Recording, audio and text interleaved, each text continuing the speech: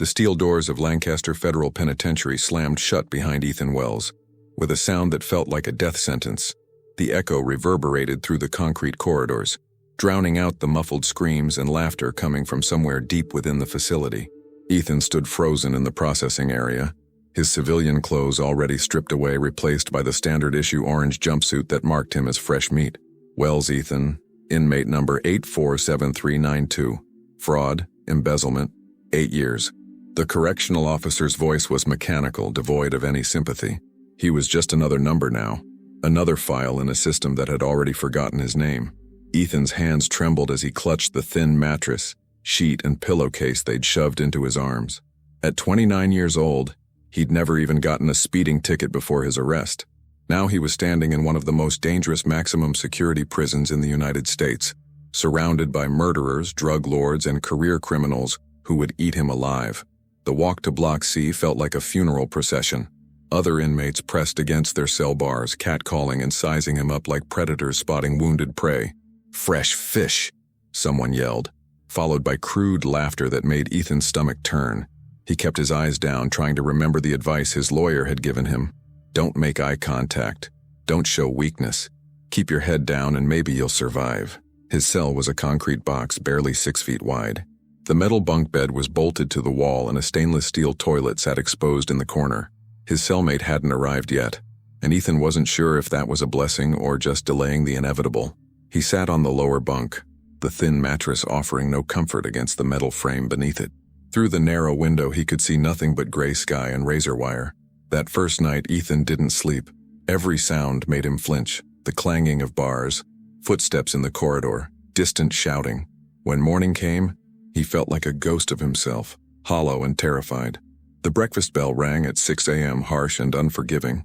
Ethan joined the line of inmates shuffling toward the cafeteria, trying to make himself invisible. The cafeteria was a war zone of cliques and territories. Ethan quickly learned that every table belonged to someone. Every seat was claimed by invisible rules he didn't understand. He grabbed his tray of watery oatmeal and rubbery eggs, scanning the room for anywhere safe to sit. The few empty spots were traps. Sitting in the wrong place could mean violence. "You lost, accountant?" A massive man with teardrop tattoos blocked his path. The sneer on his face made it clear this wasn't a friendly question. Behind him, 3 other inmates watched with predatory interest. "Just looking for a seat," Ethan managed, his voice barely steady. "This ain't a fucking hotel, princess. Everything here has a price." The man stepped closer, invading Ethan's space. The cafeteria had gone quieter, other inmates turning to watch the show. This was entertainment for them, watching the new guy get broken in. Ethan's heart hammered in his chest. He could feel dozens of eyes on him, measuring his response. Show weakness, and he'd be a target forever. Fight back, and he'd probably end up in the infirmary. Or worse. He stood there, paralyzed by fear and indecision, the tray shaking in his hands. "Marcus, that's enough." A correctional officer's voice cut through the tension. "Move along, Wells. Find a seat." Marcus backed off with a laugh that promised this wasn't over. Ethan hurried to an empty spot at the end of a table, his appetite completely gone. He forced himself to eat anyway, knowing he'd need his strength. The food tasted like cardboard, but he choked it down while avoiding eye contact with everyone around him. The next 3 days were a blur of humiliation and fear. In the shower, someone stole his soap and towel while he was rinsing off, leaving him dripping wet with nothing. During recreation time, a group of inmates cornered him in the library, demanding his commissary card. When he said he didn't have money yet, they took his shoes instead, forcing him to walk back to his cell barefoot. The guards saw everything and did nothing. This was how the prison ecosystem worked. The weak were consumed, and Ethan was drowning. His cellmate finally arrived on the 4th day. A wiry man named Derek with gang tattoos covering his arms and neck. Derek made it immediately clear that Ethan was to take the top bunk, stay out of his way, and never touch his belongings. Ethan agreed to everything, grateful that at least Derek wasn't actively hostile, just indifferent, which in this place felt like mercy. "You're not gonna make it," Derek said matter-of-factly one night as they lay in their bunks. "Guys like you never do. Too soft, too scared. Someone's gonna make you their property, or you're gonna get shanked over something stupid. That's just how it is." Ethan stared at the ceiling, Derek's words settling over him like a burial shroud. Was this really his life now? 8 years of living in constant terror, being preyed upon by men who had nothing to lose. He thought about his mother, probably crying herself to sleep every night, his younger sister who'd stopped taking his calls after the trial, his few friends who'd all abandoned him the moment the handcuffs clicked shut. He'd made terrible mistakes, he knew that. The embezzlement scheme that his boss had roped him into had seemed like easy money at the time, a victimless crime. But when the FBI came knocking, his boss had fled to the Cayman Islands, leaving Ethan holding the bag. The judge had made an example of him, and now he was here, paying for his crimes in ways he'd never imagined. On the 5th day, something shifted. During lunch, Marcus and his crew approached Ethan's table again. This time, they didn't bother with words. Marcus grabbed Ethan's tray and dumped it on the floor, food splattering across the concrete. "Clean it up, bitch," he ordered while his friends laughed. Ethan's face burned with shame and rage. Every eye in the cafeteria was on him again, waiting to see what he'd do. The old Ethan, the one who'd gone to college, who'd had a career and a life, wanted to fight back, to stand up for himself. But the new Ethan, the one learning to survive in this concrete hell, knew better. He got down on his knees and started picking up the food with his bare hands, swallowing his pride like poison. "That's what I thought," Marcus said, kicking some of the food closer to Ethan. "You're learning your place." That night, Ethan lay awake again, something hardening inside him. He couldn't live like this for 8 years. He couldn't keep being everyone's punching bag. But he wasn't a fighter. He'd never thrown a punch in his life. He wasn't connected, didn't know anyone powerful. He was completely alone in a place where alliances meant survival. The next morning, something unexpected happened. Ethan was walking through the main corridor when he noticed a commotion near the visitor's entrance. A group of correctional officers were escorting an elderly man in a wheelchair, treating him with unusual deference. The man looked to be in his 80s, with silver hair and weathered features that spoke of a hard life. Despite his frailty, there was something commanding about his presence. As they passed, Ethan caught a glimpse of the man's face, and his breath caught in his throat. He knew that face. Those eyes, that distinctive nose, the slight scar above his left eyebrow. It couldn't be, but it was. Salvatore Giordano. Ethan's mind raced back 5 years to a very different chapter of his life. Before the fraud, before the trial, when he'd been young and idealistic and trying to give back to his community. He'd volunteered at the Italian Cultural Center in Brooklyn, teaching Italian language classes to first- and second-generation immigrants who wanted to reconnect with their heritage. Salvatore had been one of his students, a proud old Sicilian man who attended every Thursday evening without fail. He'd been in his late 70s then, still sharp and vibrant despite his age. They'd formed an unlikely friendship, bonding over their shared love of the language and culture. Salvatore would tell stories of his childhood in Palermo, of coming to America with nothing, of building a life through hard work and determination. Ethan had never asked too many questions about what Salvatore did for a living. He'd assumed the old man was retired, living on Social Security like most of his students. They'd studied together for almost a year before Ethan's job had gotten too demanding, and he'd had to stop volunteering. Now, seeing Salvatore here in Lancaster Federal Penitentiary, Ethan felt his world tilt. What was his old teacher doing in a maximum security prison? Was he visiting someone? But the way the guards were treating him suggested something more complicated. As the group moved past, Salvatore's eyes briefly met Ethan's. There was a flicker of something. Recognition? Confusion? Before they continued down the corridor toward the medical wing, Ethan stood frozen, his mind spinning with questions and possibilities. "Keep moving, Wells," a guard barked at him, snapping him back to reality. Ethan continued toward the yard, but his thoughts were miles away. If that really was Salvatore Giordano, and if he was here as an inmate or even as a regular visitor, it meant something. In a place like this, connections mattered, knowledge mattered, and Ethan suddenly had something that might matter very much indeed. The question was, did he dare use it? The yard at Lancaster Federal Penitentiary was a sprawling concrete wasteland surrounded by 30-foot walls topped with razor wire. Guard towers loomed at each corner, armed officers watching every movement below through high-powered scopes. The inmates had carved it into invisible territories. The weight pile belonged to the Aryan Brotherhood. The basketball courts were controlled by the Black Guerrilla family, and the benches near the eastern wall were strictly Italian territory. Ethan had learned these boundaries quickly, the hard way. On his second day in the yard, he'd accidentally wandered too close to the weight pile and received a warning in the form of a barbell dropped inches from his foot. Now he stuck to the neutral zones, the walking track that circled the perimeter, and the few unclaimed benches near the guard station.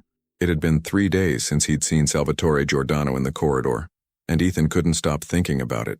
He'd done some careful listening, picking up fragments of conversations and piecing together information like the accountant he used to be. What he'd learned had sent chills down his spine. Salvatore Giordano wasn't just any old Italian man. He was the patriarch of one of the most powerful crime families on the East Coast. In his prime, he'd controlled gambling, loan sharking, and construction unions across 3 states. The FBI had tried for decades to build a case against him, but witnesses had a habit of disappearing or developing sudden amnesia. Now in his 80s and suffering from various health problems, Salvatore had finally been convicted on racketeering charges, a technicality that had landed him in federal prison for what would likely be the rest of his life. But that wasn't the most important piece of information Ethan had gathered. The real power at Lancaster belonged to Salvatore's son, Vincent Giordano. At 45 years old, Vincent had been running the family's operations from behind bars for the past 12 years. His murder conviction meant he'd never see the outside world again, but that hadn't diminished his influence. If anything, prison had made him more dangerous. He controlled the drug trade within Lancaster's walls, had correctional officers on his payroll, and commanded absolute loyalty from dozens of inmates. Vincent Giordano was the reason nobody sat on those benches near the eastern wall without permission. He was the reason the Italian faction received the best food, the cleanest cells, the cushiest work assignments. He was the shadow king of Lancaster, and everyone, guards and inmates alike, answered to him one way or another. And his elderly father, the man Ethan had once taught Sicilian phrases to over cups of bitter coffee, was now housed in the medical wing just 2 buildings away. Ethan understood the significance of this connection, but he also understood the danger. In prison, information was currency, and using it wrong could get you killed. He'd seen what happened to inmates who tried to manipulate their way into powerful circles. Most ended up bleeding out on the shower floor. The smart move was to keep his head down and forget he'd ever recognized Salvatore. But as another week passed and the abuse continued, Ethan found his resolve weakening. Marcus and his crew had escalated their torment, graduating from stealing his belongings to outright physical intimidation. They'd corner him in blind spots where the cameras couldn't see, shoving him against walls and whispering threats about what they planned to do to him. It was only a matter of time before threats became action. The breaking point came on a Tuesday afternoon. Ethan was in his cell during the brief free period before dinner when Marcus appeared in his doorway, flanked by 2 of his regular accomplices. Derek had conveniently disappeared, probably warned off by someone who knew what was coming. "We need to talk about your debt, accountant," Marcus said, stepping inside. The cell suddenly felt impossibly small. "I don't have any debt," Ethan replied, backing against the wall. "I've never borrowed anything from anyone." Marcus laughed, a cold sound that bounced off the concrete walls. "See, that's where you're wrong. You've been breathing our air, walking our corridors, eating our food. That costs money, and you ain't been paying. That doesn't make any sense." "It doesn't have to make sense." Marcus moved closer, close enough that Ethan could smell the coffee on his breath. "It just has to be the way things are. Now you can start working off your debt tonight in Block D, or we can make this real uncomfortable for you. Your choice." Ethan's blood ran cold. He knew what working off debt in Block D meant. The stories he'd heard from other inmates had given him nightmares. This wasn't just about money or dominance anymore. This was about something far worse. "I'll think about it," Ethan managed to say, his voice barely a whisper. Marcus grabbed him by the collar, slamming him against the wall hard enough to rattle his teeth. "You've got until tomorrow morning. Don't make me come find you." They left without another word, their laughter echoing down the corridor. Ethan slid down the wall and sat on the cold floor, trembling. He had less than 12 hours to figure out a solution to an impossible problem. Going to the guards was useless. Marcus had connections, and snitches didn't survive long in Lancaster. Running wasn't an option. There was nowhere to go. Fighting back would only accelerate the inevitable.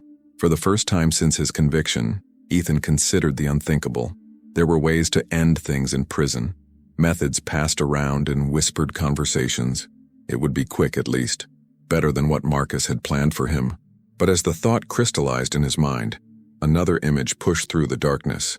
Salvatore Giordano's face, that brief moment of recognition in the corridor. It was a desperate gamble, a plan built on nothing but a fragile connection from another lifetime. But it was also the only card Ethan had left to play. He didn't sleep that night either. But this time it wasn't just fear keeping him awake. It was calculation, working through every angle of what he was about to attempt. By morning, he'd made his decision. The yard opened at 10 a.m., and Ethan was among the first inmates through the doors. The February air was bitter, cutting through his thin jacket like it wasn't there, but he barely noticed. His eyes scanned the area, searching for what he needed to find. There, near the eastern wall, in a spot of pale winter sunlight, an elderly man in a wheelchair, attended by two younger Italian men who stood like sentinels on either side. Salvatore Giordano was taking his morning air, wrapped in a thick blanket, his weathered face turned toward the weak sun like a flower seeking warmth. Ethan's feet felt like lead as he started walking. Every step took him further from safety, deeper into territory where uninvited guests didn't survive. He could feel eyes on him from every direction. The weightlifters pausing mid-rep, the card players looking up from their games, the guards in the towers adjusting their scopes. Everyone was watching the dead man walking toward the Italian benches. The two sentinels noticed him when he was about 30 feet away. They stepped forward, forming a wall between Ethan and their charge. Their faces were stone, their eyes promising violence. "You lost, Fish?" one of them asked. He was maybe 30, with slicked back hair and a scar that ran from his ear to his chin. Ethan stopped, his heart pounding so hard he thought it might burst through his ribs. "I'm not lost," he said, fighting to keep his voice steady. "I'd like to pay my respects to Mr. Giordano. I knew him before, on the outside." The two men exchanged glances, then laughed. "You hear that, Tony? This little fish says he knows the old man." "I think he's got a death wish," Tony replied. "Should we grant it?" "Please," Ethan said, desperation creeping into his voice. "Just ask him. Tell him it's Ethan from the Cultural Center in Brooklyn. I used to teach the Thursday evening class." Something flickered in the first man's eyes. Not recognition, but uncertainty. This wasn't how these encounters usually went. Normally, the uninvited either ran or fought when confronted. They didn't ask politely to speak with the boss's father. "Stay here," the man ordered. "You move, you die." He walked back to the wheelchair and leaned down, whispering something to Salvatore. Ethan watched, barely breathing, as the old man's face turned toward him. Even from 30 feet away, he could see the moment recognition dawned. The widening eyes, the slight parting of lips. Salvatore raised a trembling hand and gestured Ethan forward. The walk to that wheelchair was the longest of Ethan's life. Every eye in the yard was on him now, and he could feel the questions buzzing through the prison population like electricity. Who was this nobody? Why was he being summoned to the Giordano inner circle? When he finally stood before Salvatore, Ethan felt tears threatening to spill. The old man looked so different from the vibrant student he'd known. Shrunken, fragile, diminished by time and incarceration. But his eyes were still sharp, still full of the fierce intelligence that had made him such an apt pupil. "Signor Giordano," Ethan said softly, then switched to Sicilian, the dialect he'd spent months perfecting for exactly this kind of connection. "It has been many years. I hope you are well. I think of our lessons often." The silence that followed was absolute. Every sound in the yard seemed to die, conversations halting mid-sentence, weights freezing mid-lift, even the wind seeming to hold its breath. Nobody spoke to Salvatore Giordano in his native tongue. Nobody outside the family even knew he still preferred the old dialect to standard Italian. Salvatore's eyes glistened with something that might have been tears. His hand reached out, trembling, and grasped Ethan's with surprising strength. "The teacher," Salvatore said in Sicilian, his voice rough but warm. "The young man with the old soul. I never forgot how you honored my language, my culture. Sit. Tell me how you came to be in this terrible place." Ethan sat on the bench beside the wheelchair, acutely aware of the stunned sentinels and the hundreds of watching eyes. For the next 30 minutes, he told Salvatore everything. The job, the fraud, the betrayal by his boss, the trial and conviction. He spoke in Sicilian throughout, the language flowing from him like water from a spring he'd thought had dried up years ago. Salvatore listened without interruption, occasionally nodding or making small sounds of sympathy. When Ethan finished, the old man was quiet for a long moment. "You were kind to an old man when you had nothing to gain," Salvatore finally said. "You taught me with patience and respect, never making me feel foolish for my mistakes. This is rare in the world. Too rare. I was honored to know you, sir. I never imagined we would meet again, especially not here." Salvatore's grip tightened on Ethan's hand. "My son will hear of this. No one who showed kindness to Salvatore Giordano will suffer in this place. You have my word." Before Ethan could respond, a commotion erupted near the yard entrance. A group of inmates was approaching, a phalanx of hard-faced men surrounding a figure who walked with the casual confidence of absolute authority. Even without being told, Ethan knew who it was. Vincent Giordano had arrived, and he did not look pleased. Vincent Giordano moved through the yard like a shark cutting through still water. The inmates parted before him instinctively, some nodding in deference, others simply stepping aside with eyes lowered. He was not a physically imposing man, maybe 5'10", with a lean build that spoke of discipline rather than raw strength, but there was something in his presence, an invisible weight that pressed down on everyone around him. His silver-streaked dark hair was combed back meticulously, and his prison uniform somehow looked tailored, crisp despite the institutional fabric. His eyes were fixed on the scene near the eastern wall, his elderly father, holding hands with a stranger, speaking in the dialect that Vincent himself had learned at his mother's knee. Every muscle in his body was coiled with tension, ready to explode into violence at the slightest provocation. The 6 men surrounding Vincent were his most trusted lieutenants, each one a killer in their own right. They fanned out as they approached, creating a semicircle that trapped Ethan between them and the wall. There was nowhere to run. Not that running would have done any good. In Lancaster, Vincent's reach extended to every corner, every shadow. "Papa," Vincent said, his voice carefully controlled. "Who is this man? And why is he touching you?" The question was directed at Salvatore, but Vincent's eyes never left Ethan. There was death in that gaze, cold and certain. Ethan felt his bowels turn to water, felt the primitive part of his brain screaming at him to flee, to beg, to do anything to escape what was coming. Salvatore, seemingly oblivious to the tension, smiled up at his son. "Vincenzo, come sit with us. This is Ethan, my teacher from the Cultural Center. You remember I told you about him, the young man who taught me to read Dante in the original Sicilian." Vincent's expression flickered, just for a moment, a crack in the mask of cold fury. He did remember. His father had spoken often about the Thursday evening classes, about the patient young teacher who had treated him with such respect. In the Giordano household, respect was the highest currency, and those who showed it to the family were remembered. But memory and trust were different things entirely. "Everyone out," Vincent commanded without raising his voice. His lieutenants immediately began clearing the area, pushing inmates away from the eastern wall with rough efficiency.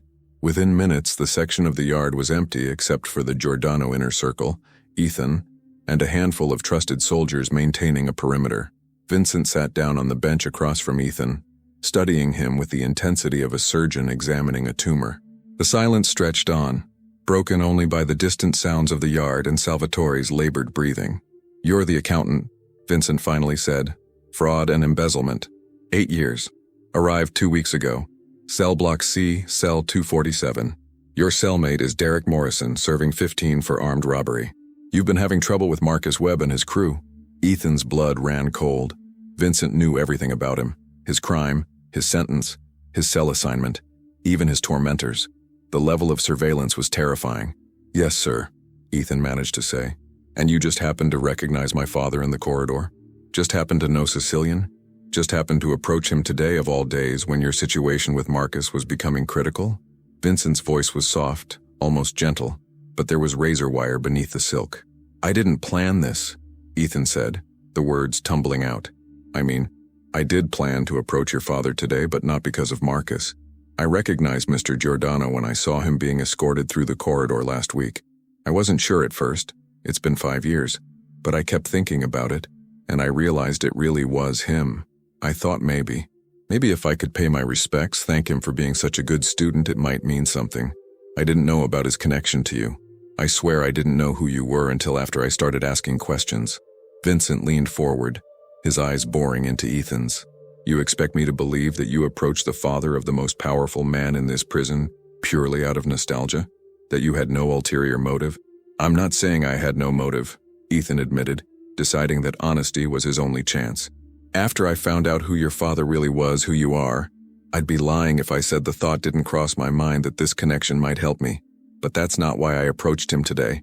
I approached him because Marcus told me last night that I had until this morning to submit to him or things would get very bad. I was desperate. I didn't know what else to do." Salvatore made a sound of distress, reaching out to pat Ethan's hand. "This boy was always honest," he said to Vincent, "even when honesty made things harder for him. He could have lied to make himself look better, but he didn't. That means something. Vincent sat back, his expression unreadable. The seconds ticked by like hours, each one potentially Ethan's last. He could feel the weight of judgment pressing down on him, could sense the lieutenants behind him waiting for the signal to act. "What exactly did you teach my father?" Vincent asked suddenly. The question caught Ethan off guard. "I taught the Thursday evening Sicilian language class at the Brooklyn Italian Cultural Center. Your father attended for about 11 months before I had to stop volunteering. We covered reading, writing, conversation. He was particularly interested in poetry, Dante, Cavalcanti, the classical authors. His favorite was the Divine Comedy. We spent 3 months on the Inferno alone." A ghost of a smile crossed Vincent's face. "He made me read his translations to him every Sunday. Said his teacher had given him a new appreciation for the old words. Your father was my best student," Ethan said, feeling a flicker of hope. "He never missed a class, always did his homework, always asked questions. Most of my students just wanted to learn enough to impress their relatives. Your father wanted to understand. He wanted to connect with something he felt he'd lost." Salvatore nodded vigorously. "The language of my childhood, the language my mother sang to me in. This boy gave it back to me." Vincent was quiet for another long moment. When he spoke again, his voice had lost some of its edge. "My father doesn't trust easily. He spent his entire life surrounded by people who wanted something from him. But he trusted you. He spoke of you with affection, which is something he reserves for very few people outside our blood. I never knew who he was," Ethan said. "To me, he was just Mr. Salvatore, a nice old man who wanted to learn his ancestral language. We talked about his childhood in Sicily, his memories of his mother. He never mentioned anything about business. No, he wouldn't have." Vincent stood up abruptly and Ethan flinched, expecting the worst. But Vincent just walked a few steps away, his back to the group, staring at the gray sky beyond the razor wire. "My father is dying," Vincent said quietly. "The doctors give him 6 months, maybe less. His heart is failing, his kidneys are shutting down. He should be in a hospital, not a prison medical wing, but the federal government doesn't care about an old man's comfort. They wanted their conviction, their trophy, and they got it." Ethan didn't know what to say. He looked at Salvatore, really looked at him for the first time since sitting down. The signs were there, the grayish pallor beneath the olive skin, the way his hands trembled even at rest, the slight wheeze in his breathing. The vibrant man who had sat in his classroom 5 years ago was fading away. "I'm sorry," Ethan said, and meant it. "He was always kind to me, he deserves better than this." Vincent turned back and for just a moment the mask slipped completely. Behind the crime lord, behind the prison kingpin, was a son watching his father die in a concrete cage. The pain in his eyes was raw and human and devastating. "He gets very few visitors," Vincent said, his voice rough. "My mother passed 3 years ago. My sisters aren't allowed in. The Bureau of Prisons considers them too great a security risk. I see him when I can, but we're in different units. The only people who spend time with him are guards and medical staff who see him as a job, not a person." Ethan understood what was being said, even if the words weren't spoken directly. This was a negotiation, a careful dance around a proposition that couldn't be stated outright. "I have a lot of free time," Ethan said carefully, "and I've missed having someone to practice my Sicilian with. If Mr. Giordano would enjoy the company, I would be honored to visit him. We could continue our lessons, work on more poetry. I know he never finished the Paradiso."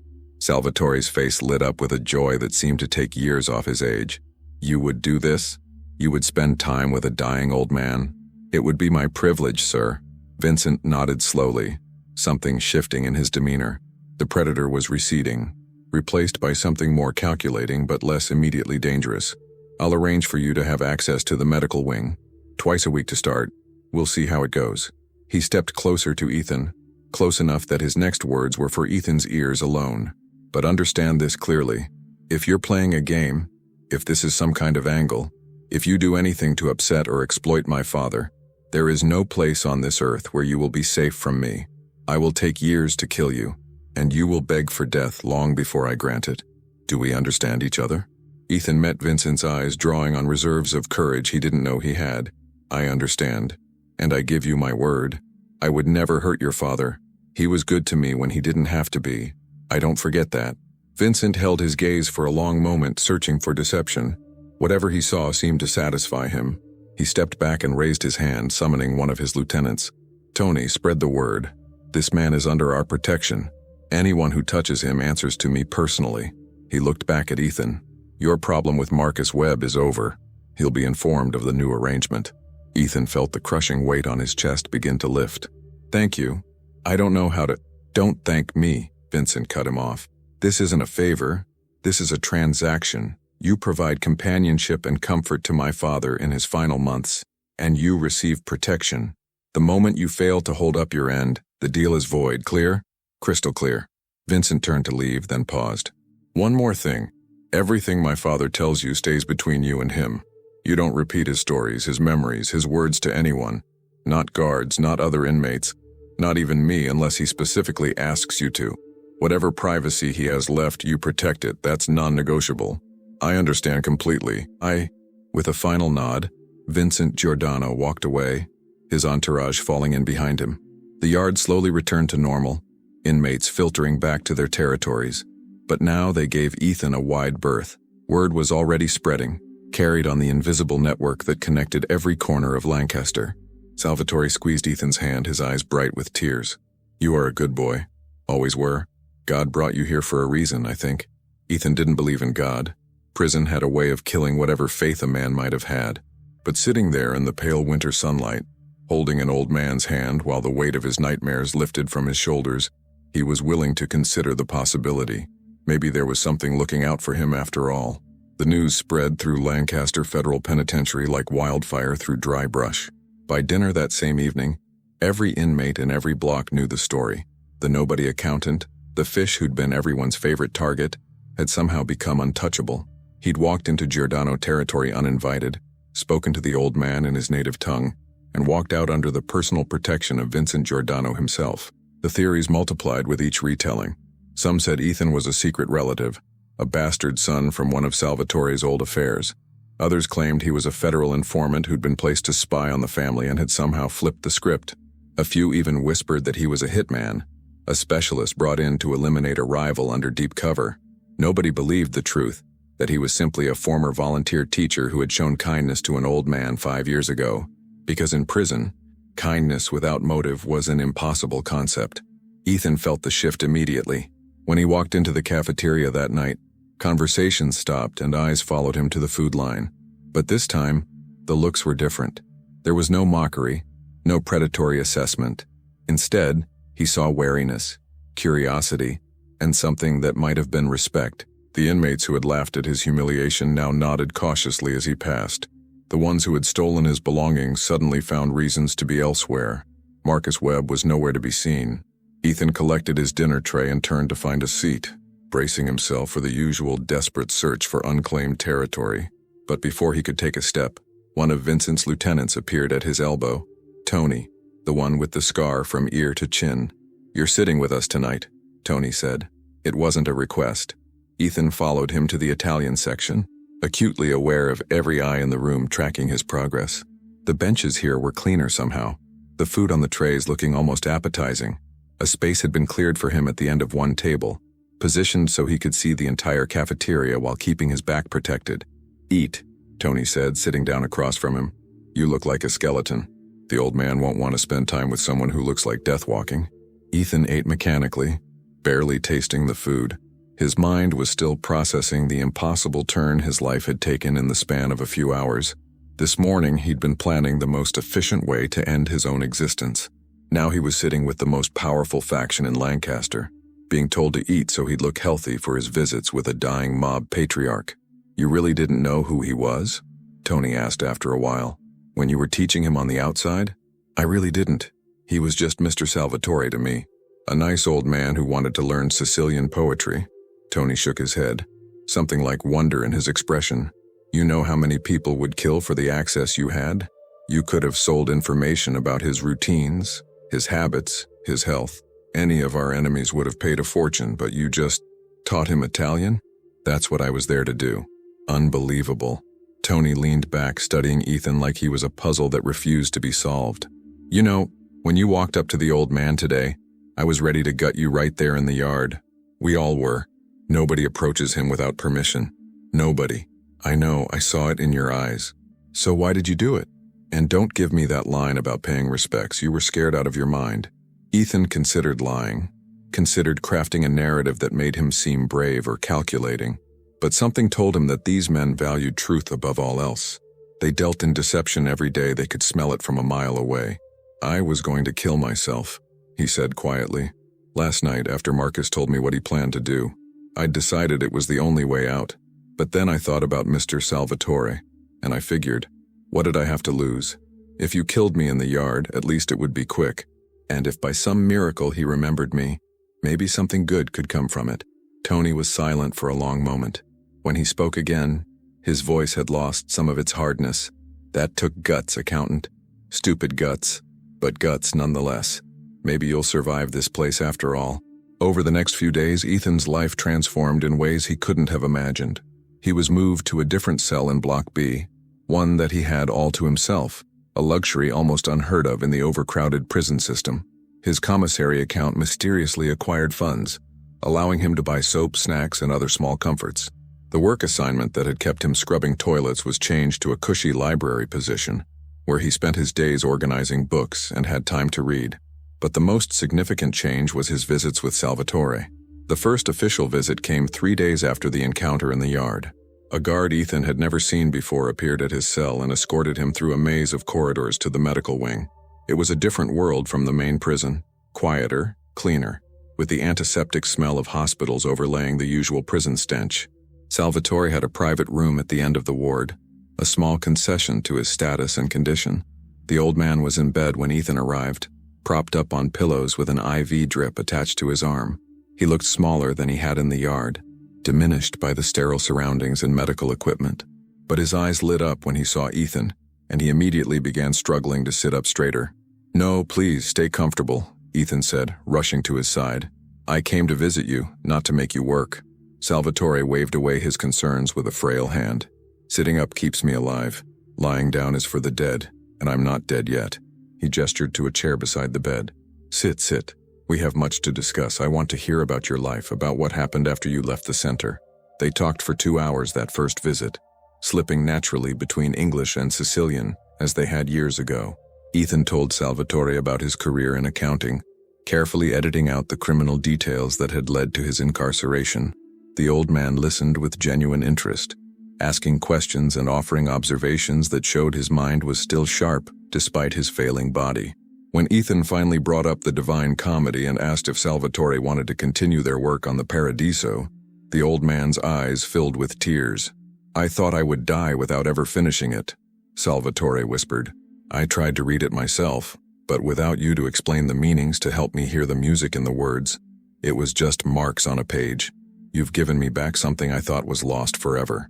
They began their lessons again, picking up where they'd left off 5 years earlier. Ethan had found a battered Italian copy of the Divine Comedy in the prison library, and he brought it to each visit. They would work through a canto together, Ethan reading the Sicilian aloud while Salvatore followed along, then discussing the imagery, the theology, the intricate wordplay that Dante had woven into every line. For Salvatore, these sessions were a lifeline, a connection to his heritage, his childhood, his mother who had first read him these verses in a small village in Sicily. For Ethan, they were something unexpected, peace. In those hours by the old man's bedside, he wasn't an inmate or a fraud or a failure. He was a teacher again, doing what he'd always loved, making a difference in someone's life. The visits continued twice a week, as Vincent had promised. Sometimes Salvatore was strong enough to sit in his wheelchair and be taken to a small courtyard adjacent to the medical wing. Other times he was too weak to leave his bed, and Ethan would read to him while he drifted in and out of consciousness. Through it all, they worked their way deeper into Dante's vision of heaven, the poetry serving as a bridge between two very different souls. But life in Lancaster wasn't all literature and redemption. Ethan was still an inmate, still subject to the brutal realities of prison existence. The Giordano protection kept him safe from the worst of it, but it also brought complications he hadn't anticipated. Other inmates began approaching him, seeking favors. Some wanted him to carry messages to Salvatore, hoping to earn the family's attention. Others thought his access might provide opportunities for their own schemes. Ethan refused them all, remembering Vincent's warning about protecting the old man's privacy. But each refusal created resentment, and resentment in prison was dangerous. Then there was Marcus Webb, The gang leader had disappeared for almost 2 weeks after the incident in the yard. Rumors circulated that he'd been disciplined by Vincent's people, taught a painful lesson about targeting the wrong person. When he finally reappeared, his face bore the marks of a severe beating, a broken nose poorly healed, fading bruises around his eyes, a new gap in his smile where teeth used to be. Ethan encountered him in the corridor one afternoon, both of them stopping short when they saw each other. For a long moment, neither spoke. Ethan could see the hatred burning in Marcus's eyes, barely contained behind a mask of caution. Whatever had been done to him, it hadn't eliminated his desire for revenge, only suppressed it temporarily. "Accountant," Marcus finally said, the word dripping with venom. "Marcus." Ethan kept his voice neutral, refusing to show the fear that still lurked in his gut. "You got lucky. Found yourself a big brother to hide behind. But luck runs out, fish. Protection ends. And when it does, I'll be waiting." Marcus walked away without another word, leaving Ethan standing in the corridor with a chill running down his spine. He reported the encounter to Tony that evening, who listened with a grim expression. "Don't worry about Marcus," Tony said. "He knows the rules. He won't touch you while you're under our protection. And when I'm not, the old man is dying. What happens to me after?" Tony didn't answer, which was answer enough. That night, Ethan lay in his cell staring at the ceiling, the familiar insomnia returning with a vengeance. His situation was better than it had been. Impossibly, miraculously better. But it was also temporary, built on a foundation of sand that would wash away the moment Salvatore drew his final breath. He needed something more, something permanent. As he turned the problem over in his mind, examining it from every angle the way he used to examine financial statements, a plan began to take shape. It was risky, potentially catastrophic if it went wrong, but it might be the only way to secure his future in Lancaster, beyond the old man's remaining months. He needed to make himself indispensable, not just to Salvatore but to Vincent Giordano himself, and he thought he knew exactly how to do it. The opportunity came 3 weeks later, delivered by an unlikely messenger.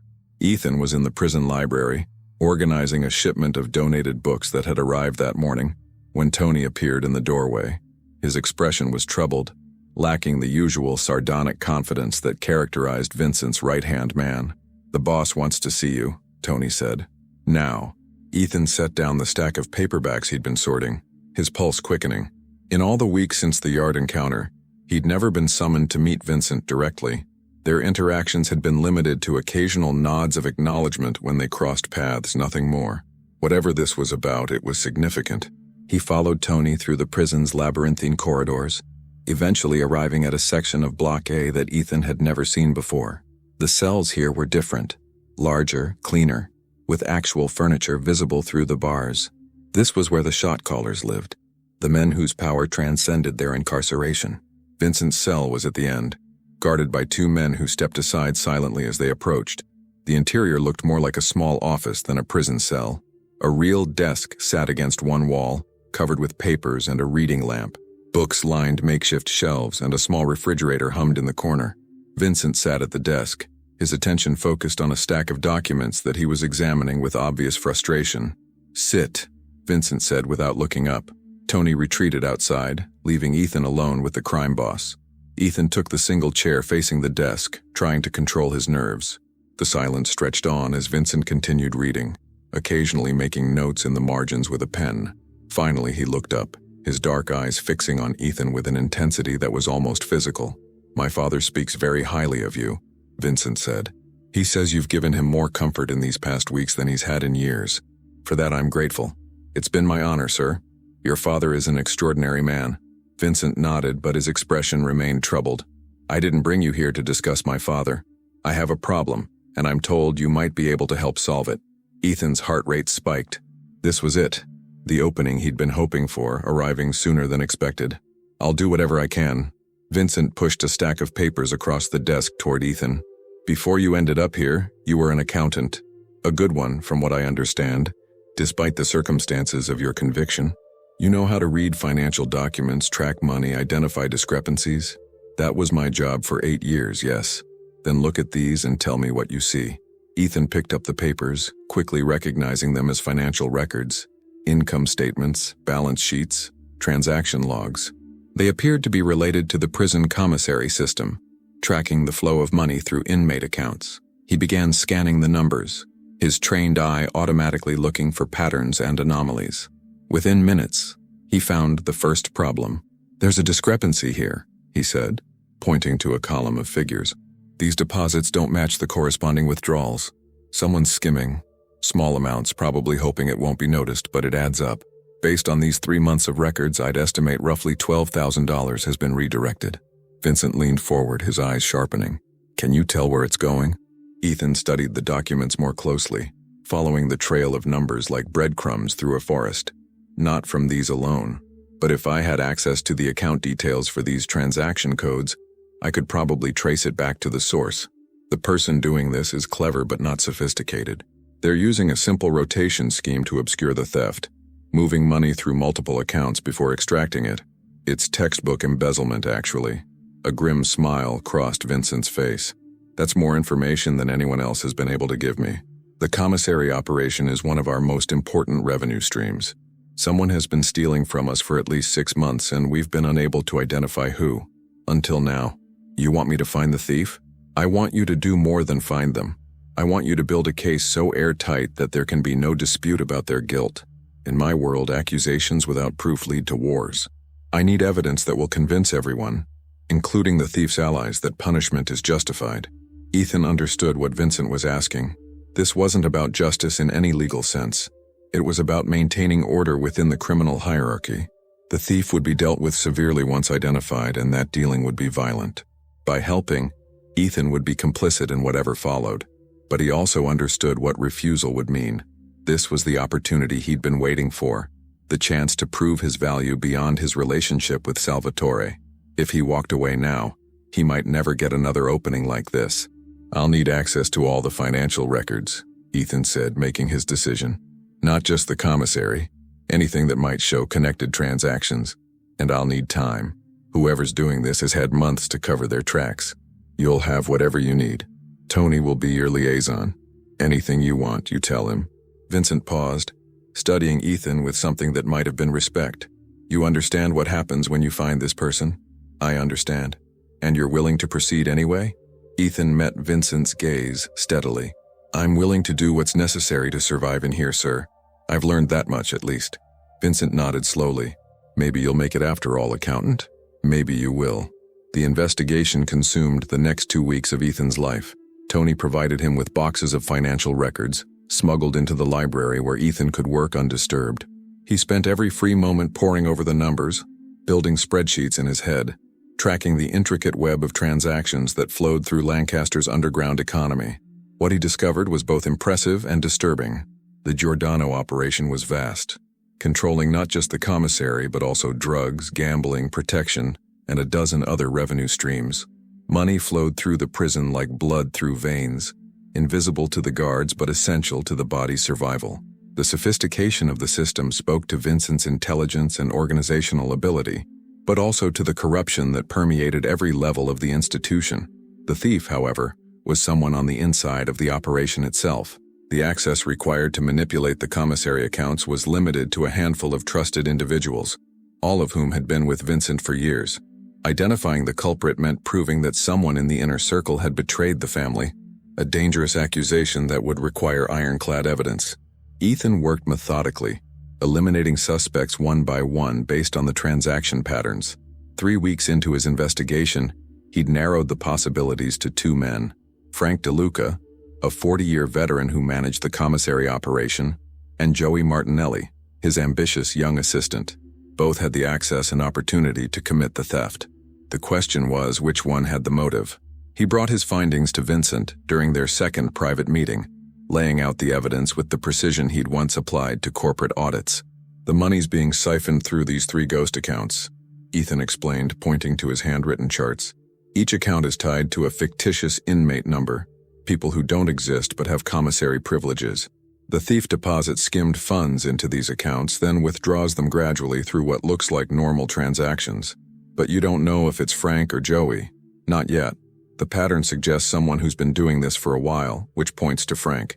But Joey has been handling more of the day-to-day transactions recently, which would give him opportunity to escalate. I need one more piece of information to be certain." "What information?" I need to know who has access to the physical cash box after hours. The withdrawals from the ghost accounts happen during the night shift when the commissary is closed. Whoever's making those withdrawals has to have a key and know the guard schedules. That narrows it down to one person. Vincent was quiet for a moment, processing this information. Then he reached for a phone, an actual cell phone, contraband that would have gotten any other inmate thrown in solitary, and made a brief call. The conversation lasted less than a minute, conducted in terse Italian that Ethan could barely follow. "Frank has the only night key," Vincent said after hanging up. "It's been his responsibility for 15 years. Joey would have to go through him for any after-hours access." Ethan felt a chill run through him. Frank DeLuca was a respected figure in the Giordano organization, a man who'd served the family faithfully for decades. If he was the thief, the betrayal cut deep, and the punishment would be correspondingly severe. "Are you certain about this?" Vincent asked, his voice dangerously soft. "The numbers don't lie, sir. Frank has been stealing approximately $4,000 a month for at least 8 months. Probably longer. These are just the records I have access to. The total could be in the hundreds of thousands." Vincent stood and walked to the small window of his cell, staring out at the gray sky beyond the bars. His shoulders were tense, his hands clasped behind his back with white-knuckled force. "Frank was at my wedding," he said quietly. "He held my children when they were babies. My father trusted him with his life. I'm sorry. I wish the evidence pointed somewhere else." "Don't be sorry. You did what I asked you to do." Vincent turned back, and his expression had hardened into something cold and terrible. "You've proven your value, accountant. This information is worth more than you know. I won't forget it." He summoned Tony with a gesture, giving rapid instructions in Italian. Tony's face went pale as he listened, but he nodded and hurried away. Whatever was about to happen to Frank DeLuca, it was already in motion. "One more thing," Vincent said as Ethan rose to leave. "This investigation stays between us. You tell no one what you found, not even my father. As far as anyone else knows, the thief was identified through other means. Your involvement remains secret." "I understand." "Good. Tony will make sure you're rewarded appropriately. And from now on, you work for me directly, not just as my father's companion, as part of my organization. The accounting skills you have are too valuable to waste. We'll find plenty of uses for them." Ethan nodded, understanding the full weight of what he'd just agreed to. He'd crossed a line that could never be uncrossed, becoming complicit in the violent world of organized crime. Whatever happened to Frank DeLuca, and he had no illusions about what that would be, Ethan bore partial responsibility, but he would survive. That was what mattered now. Frank DeLuca disappeared from the general population 2 days later. The official story was a transfer to another facility, but everyone knew the truth. His body was never found, and his name was never spoken again within Lancaster's walls. A message had been sent loud and clear. Betrayal of the Giordano family meant extinction, and Ethan Wells, the nobody accountant who'd arrived as prey, had become something far more dangerous. He'd become useful. Spring arrived at Lancaster Federal Penitentiary with little fanfare. A gradual softening of the bitter cold, patches of stubborn grass pushing through cracks in the concrete yard, and longer hours of pale sunlight filtering through the high windows. For most inmates, the change of seasons meant nothing. Their world remained the same gray monotony of walls and bars and endless routine. But for Ethan Wells, spring brought the weight of inevitability pressing down on his chest. Salvatore Giordano was dying. The old man had been declining steadily since March, his visits to the yard becoming rarer as his body surrendered to the cancer that had spread from his kidneys to his liver to his bones. The doctors had stopped talking about months and started measuring his remaining time in weeks. Some days he was lucid enough to continue their work on the Paradiso, his eyes brightening as Ethan read Dante's verses aloud. Other days he drifted in and out of consciousness, mumbling fragments of Sicilian that Ethan strained to understand. Through it all, Ethan remained by his side. Twice a week had become every other day, then every day as Salvatore's condition worsened. The prison administration had stopped questioning his access to the medical wing. Vincent's influence extended even to the official channels, smoothing away bureaucratic obstacles with invisible hands. Ethan spent hours in that small room, reading, talking, simply sitting in companionable silence while machines beeped and fluids dripped through plastic tubes. Their journey through the Divine Comedy had finally reached its conclusion. On a Tuesday afternoon in late April, with rain streaking the windows and gray light filling the room, Ethan read the final canto of Paradiso aloud. His voice trembled as he reached the closing lines, the moment when Dante finally beholds the face of God. L'amor che muove il sole e l'altre stelle, he finished softly. The love that moves the sun and the other stars. Salvatore's eyes were closed, but tears tracked down his weathered cheeks. His hand found Ethan's and squeezed with surprising strength. "We finished it," the old man whispered. "After all these years, we finished it. We finished it together, Mr. Salvatore. My mother read me those words when I was 7 years old." Salvatore's voice was barely audible, each word an effort. In our little house in Palermo, with the smell of her cooking and the sound of church bells. I didn't understand them then. I'm not sure I understand them now, but I feel them. The love that moves everything. Ethan couldn't speak past the lump in his throat. He'd grown genuinely fond of this old man over the past months, seeing beyond the crime boss to the human being underneath. Salvatore had lived a violent life, had done terrible things in the service of power and family, but he'd also loved deeply, remembered tenderly, and faced his death with a dignity that Ethan found humbling. "You've been a good friend to me," Salvatore continued, "better than I deserved. I want you to know that I asked Vincenzo to look after you, not as a transaction, as a promise. When I'm gone, you'll still have a place here. You'll be protected. You didn't have to do that. I wanted to. You gave an old man his final gift. Now I give you yours." They sat in silence for a long while after that, the rain continuing to fall outside. When Ethan finally left, he knew he might not see Salvatore alive again. The knowledge sat in his stomach like a stone, heavy and cold. Salvatore Giordano died 3 days later, on a Friday morning just as the sun was rising.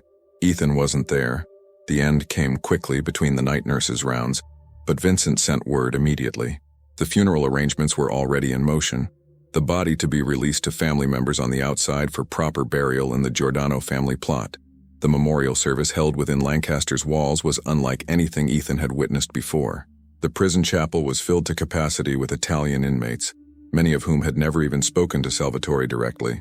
They came to pay respect to the patriarch, to the symbol of a power structure that had shaped their lives behind bars. Vincent stood at the front, his face carved from stone, accepting condolences with brief nods and handshakes. When Ethan approached, Vincent surprised him by pulling him into a brief embrace. "He asked for you at the end," Vincent said quietly. "Your name was one of the last words he spoke. Thank you for what you gave him." "He gave me far more than I gave him." Vincent nodded, something shifting in his eyes. "We need to talk.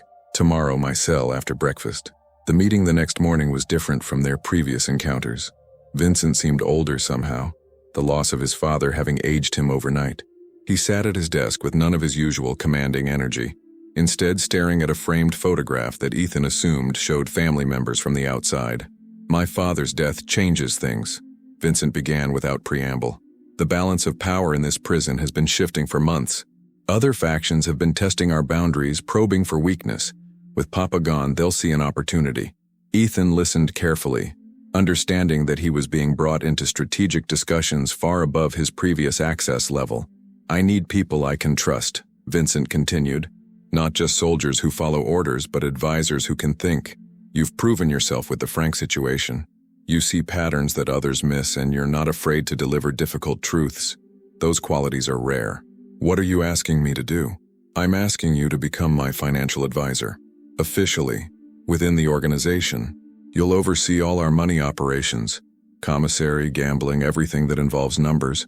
You'll report directly to me and have authority over the men who handle the day-to-day transactions." Ethan's mind raced through the implications. This wasn't just protection anymore, this was full integration into the Giordano criminal enterprise. He would be responsible for laundering money, hiding assets, facilitating operations that ranged from illegal to violent. The line he'd crossed with Frank DeLuca would become a distant memory, replaced by deeper and more frequent compromises.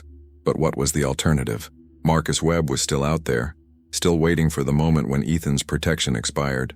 Without Vincent's umbrella, he wouldn't last a month. This was survival, pure and simple. "I'll do it," Ethan said, "but I need to understand the full scope of what I'm managing. No surprises, no hidden operations that could blow back on me. If I'm going to be effective, I need complete information." Vincent's ghost of a smile returned. "You negotiate like a businessman. Good. That's exactly what I need." He stood and extended his hand. "Welcome to the family, Ethan. Officially." They shook hands, and Ethan felt the last remnants of his old identity falling away. The accountant who'd walked into Lancaster 8 months ago was gone, replaced by something harder, more pragmatic, more dangerous. He wasn't sure whether to mourn that loss or embrace it. The months that followed were an education in the mechanics of prison power. Ethan threw himself into his new role, reorganizing the financial operations with the same methodical precision he'd once applied to corporate accounts. He identified inefficiencies, plugged leaks, and increased revenue streams by nearly 30% within the first quarter. Vincent's trust in him grew with each success, and his status within the organization rose accordingly. But the challenges came quickly, too. The other factions had indeed sensed opportunity in Salvatore's death, and the summer brought a series of confrontations that tested the Giordano hold on Lancaster. A shipment of drugs was intercepted, the result of information leaked by someone within the organization.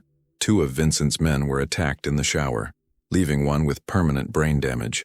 The Italian section of the yard was encroached upon by members of a rival gang, a deliberate provocation designed to force a response. Through it all, Ethan found himself increasingly central to Vincent's decision-making process. His analytical mind proved valuable not just for financial matters, but for strategic planning. He could see the patterns of aggression, identify the likely sources of betrayal, and propose responses that balanced necessary force with long-term stability. The confrontation with Marcus Webb came in August, almost exactly 1 year after Ethan had first arrived at Lancaster. The gang leader had been building his power base quietly, forming alliances with factions outside Vincent's control. When he finally made his move, it was calculated to strike at the heart of the Giordano organization. Ethan was returning from the library when they grabbed him, 4 men appearing from doorways to surround him in an isolated corridor. Marcus stepped forward, his ruined face twisted with satisfaction. "No guards here, accountant. No Italians to save you. Just us and some unfinished business." Ethan's heart hammered against his ribs, but he forced himself to remain calm. Panic would only make things worse. "If you do this, Vincent will destroy you. Everything you've built will be gone within a week. Maybe, but you'll be dead, and that's worth the price." Marcus pulled a shiv from his waistband, the crude blade glinting in the fluorescent light. "I've been waiting a long time for this." What happened next would replay in Ethan's memory for years afterward. The corridor exploded into violence as Tony and 6 other Giordano soldiers emerged from hiding places, catching Marcus and his men completely off guard. The fight was brutal and brief, lasting less than 2 minutes before Marcus's crew was subdued and restrained. Marcus himself was held on his knees before Ethan, blood streaming from a gash on his forehead. Tony pressed a blade against his throat, waiting for instructions. "Vincent thought they might try something today," Tony explained. "We've been watching you since this morning." Ethan looked down at Marcus, at the man who had tormented him, threatened him, haunted his nightmares for nearly a year. The old Ethan would have felt pity, would have hesitated at the thought of what came next. But the old Ethan was dead, killed by the realities of survival in a world without mercy. "Take him somewhere quiet," Ethan heard himself say. "Make sure he understands that this protection doesn't expire. Ever." Marcus's eyes widened with fear as he was dragged away.